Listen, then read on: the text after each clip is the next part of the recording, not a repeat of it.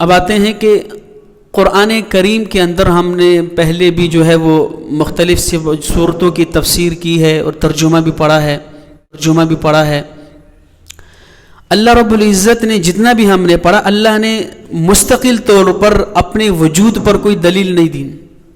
آپ نے غور کیا ہوگا، نوٹ کیا ہوگا کہ اللہ نے قرآن کریم کے اندر اپنے وجود پر مستقل طور پر کہ میں موجود ہوں منوانے کی کوشش نہیں کی. ہاں یہ تو ضرور بتایا ہے کہ میں نے تمہیں پیدا کیا ہے، میں نے جانوروں کو پیدا کیا، زمین و آسمان کو پیدا کیا، آب و ہواؤں کو پیدا کیا.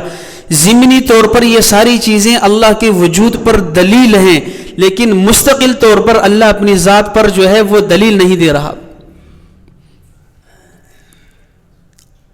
اللہ نے مستقل طور پر اپنے وجود پر دلیل نہیں دی، بلکہ ضمنی طور پر آ جاتی ہیں. جتنا بھی ہم نے پڑھا ہے وَلِلَّهِ الْمَشْرِقُ وَالْمَغْرِبُ فَأَيْنَمَا تُوَلُّوا فَثَمَّ وَجْهُ اللَّهِ أَفَلَا يَنْظُرُونَ إِلَى الْإِبِلِ كَيْفَ خُلِقَتْ وَإِلَى السَّمَاءِ كَيْفَ رُفِعَتْ وَإِلَى الْجِبَالِ كَيْفَ نُصِبَتْ وَإِلَى الْأَرْضِ كَيْفَ سُطِحَتْ فَذَكِّرْ إِنَّمَا أَنْتَ مُذَكِّرٌ.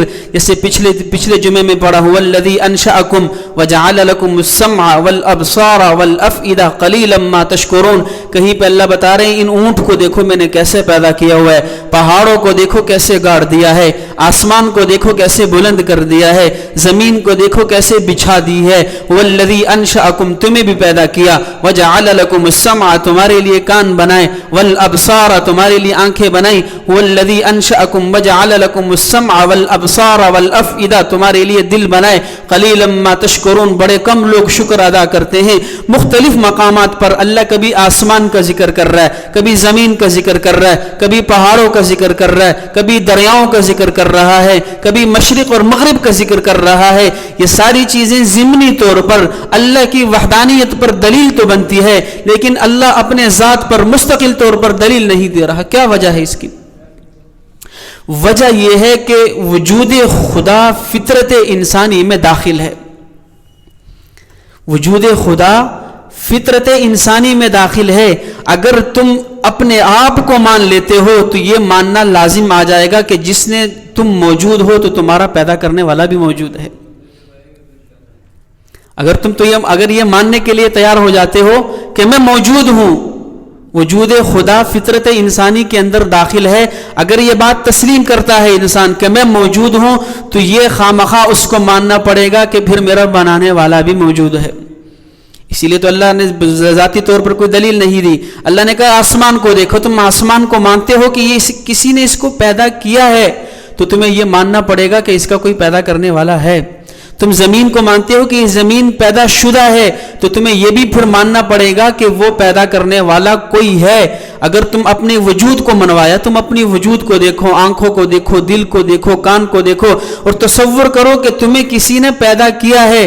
تو جب تم یہ تسلیم کر لو گے کہ ہاں میرا وجود ہے، تو پھر یہ بات لازم آئے گی خود بخود کہ میرا پیدا کرنے والا ہے.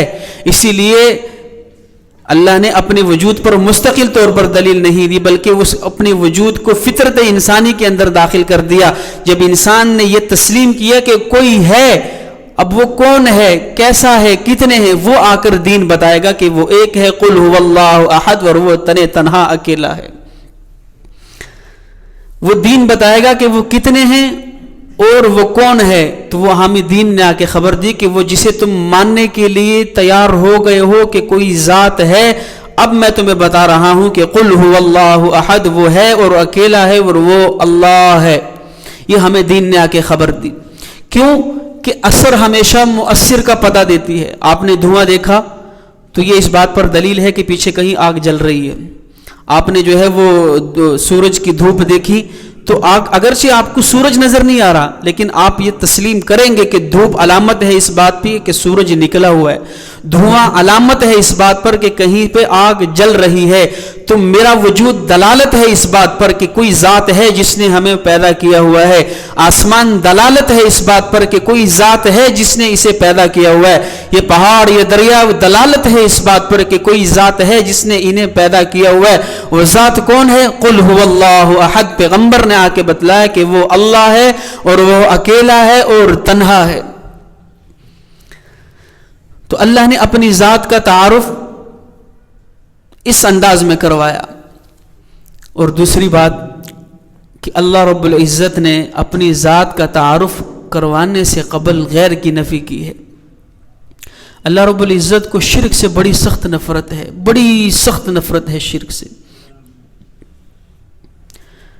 کلمہ دیکھیں، لا الہ الا اللہ ہم پڑھتے ہیں، اور جتنے بھی کفار تھے ان کو الا اللہ سے تکلیف نہیں تھی۔ بڑی گہری بات ہے کہ جتنے بھی کفار گزرے ہیں، بلکہ وہ جو 360 بت مانتے تھے، جنہیں اپنا خدا تسلیم کرتے تھے، تو ایک اور ماننے میں کیا حرج تھا؟ 360 کو بھی تو مان رہے ہیں نا، تو ایک خدا اور مان لیتے، کیا اس میں حرج تھا؟ اگر رسول اللہ کا دعویٰ یہ ہوتا کہ 360 کے ساتھ ایک اور مان لو، تو شاید کوئی مشرک اس کو ماننے سے انکار کر دیتا۔ تکلیف انہیں الا اللہ سے نہیں تھی، تکلیف انہیں لا الہ سے تھی۔ جتنے بھی مشرک تھے تکلیف انہیں لا الہ سے تھی، الا اللہ سے نہیں تھی، کہ وہ لا الہ الا اللہ سے پہلے جو لا الہ آیا ہوا ہے وہ یہ بتا رہا ہے کہ اس ایک کو ماننے سے پہلے 360 کو چھوڑنا پڑے گا۔ یہ چیز انہیں گوارا نہیں تھی، وگرنہ وہ الا اللہ کو بھی مان لیتے کہ جہاں 360 کو تسلیم کر رہے ہیں وہاں ایک خدا اور ساتھ ہو جائے گا، تو اس میں کیا حرج ہے؟ لیکن انہیں جو تکلیف جس چیز سے تھی وہ الا اللہ نہیں، بلکہ الا اللہ سے پہلے لا الہ سے تھی۔ اور اللہ رب العزت نے بھی اپنی ذات کا تعارف کروانے سے قبل اپنی غیر کی نفی کی ہے۔ دیکھیں کبھی کلمے پہ غور کریں، یہ کلمہ ہے کیا؟ کلمے کے اندر کل 4 حروف ہیں، لا، پھر اس کے بعد اللہ دوسرا لفظ لے کر آئیں الہ، پھر تیسرا لے کر آئیں الا، پھر چوتھے نمبر پر اللہ لے کر آئیں اللہ۔ تو اللہ اپنا تعارف چوتھے نمبر پہ کروا رہے۔ اس سے پہلے بھی 3 لفظ ہیں، لا الہ۔ یہ لا ہے کیا؟ یہ عربی زبان کا ایسا لفظ ہے کہ اسے آپ جس چیز کے وجود پر رکھیں گے اس کو ختم کر دے گا، اس کے وجود کی نفی کر دے گا۔ اب جس چیز پر رکھو گے، لا زید زید نہیں ہے، لا قمر چاند نہیں ہے، لا شمس سورج نہیں ہے، اب لا کو جس چیز پر رکھو گے وہ اس کی ذات کو ختم کر دے گا۔